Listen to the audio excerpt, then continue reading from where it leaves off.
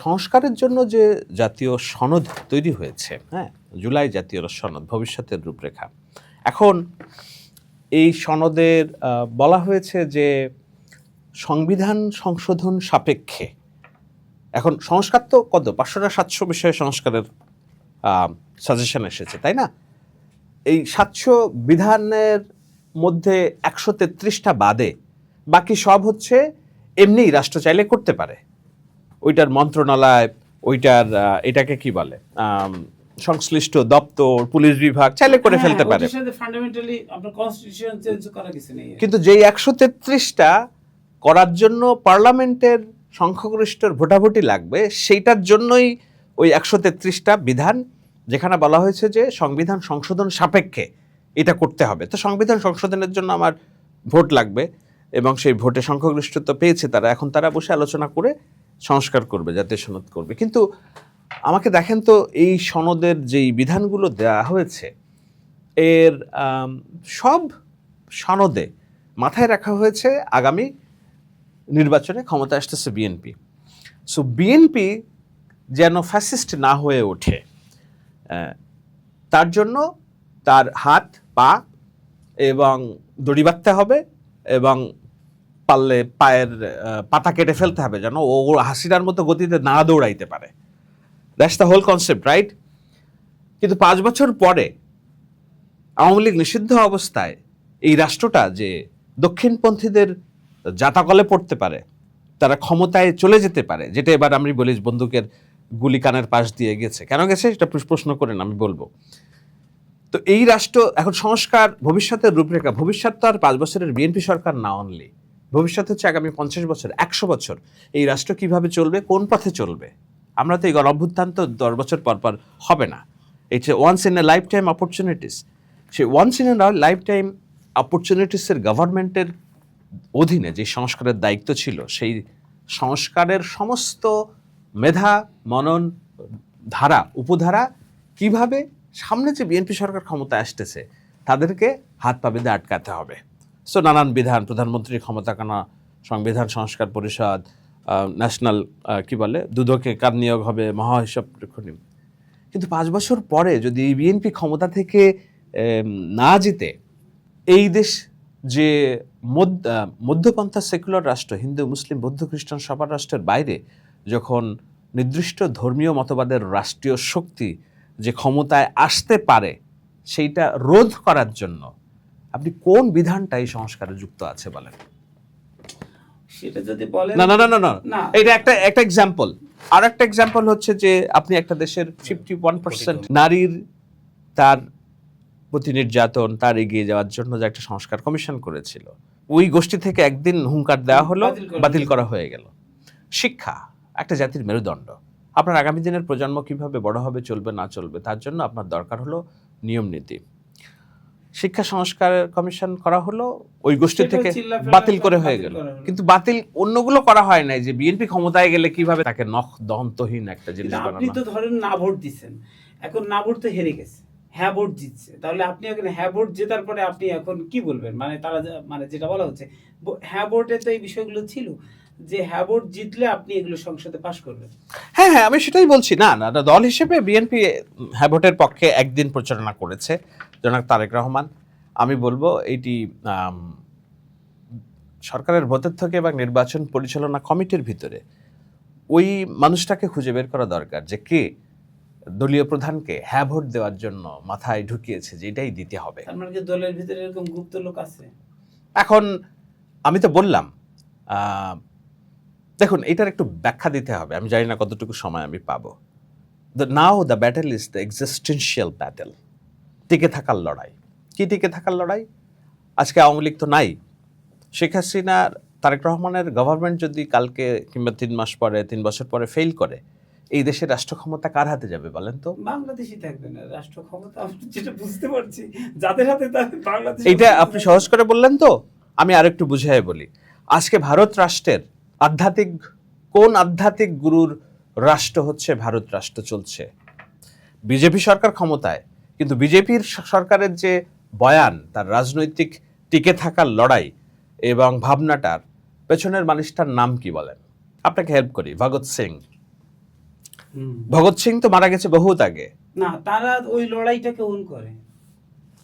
BJP সরকারের প্রধানও ওটাকে যে আসলে সময় মতো এই জিনিসটাকে ওন করে এবং শ্রদ্ধা জানায় আর কি। জানায় না? জানায়। তো ভগৎ সিং হচ্ছে একটা কাল্ট। ভগৎ সিং হচ্ছে একটা স্বপ্ন যে এই রাষ্ট্র হবে ইয়ের না, এটাকে কি বলে, জওহরলাল নেহরু কিংবা মহাত্মা গান্ধীর না, এই রাষ্ট্র হবে ভগৎ সিং এর রাষ্ট্র।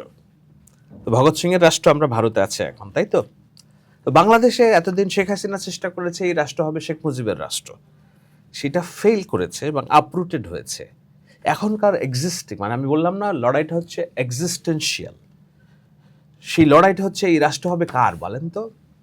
শ্রমিক কৃষকের সেই মুক্তিযোদ্ধার হওয়া উচিত যারা আসলে 1971 যুদ্ধ করছিল। না, এই রাষ্ট্র হবে ওসমান হাদির রাষ্ট্র।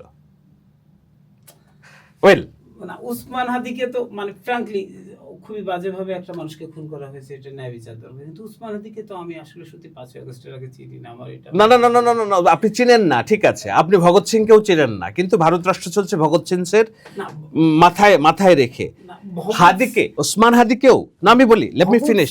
সিং এর পলিটিক্স এবং সে টোটাল ন্যারেটিভে ভগৎ সিং যেভাবে ইন্ডিয়ার রাজনীতিতে আছে বামডান মিলে, সেখানে উসমান হাদি যে রাজনীতি করতেন, মানে খুবই দুঃখের সাথে বলতে হচ্ছে, তিনি যে ইসলামী জাতীয়তাবাদী যে রাজনীতি করতেন, এই রাজনীতি তো এইখানে প্রত্যাখ্যান হয়েছে বারবার, গত নির্বাচনে হয়েছে। হয় নাই? মানে আপনি বলতে চাইছেন স্টিল এই রাজনীতির ফিউচার আছে। এবং সেই রাজনীতিটা এস্টাবলিশ করার জন্য যা যা করার দরকার গত 2 বছরে সেটা হয়েছে।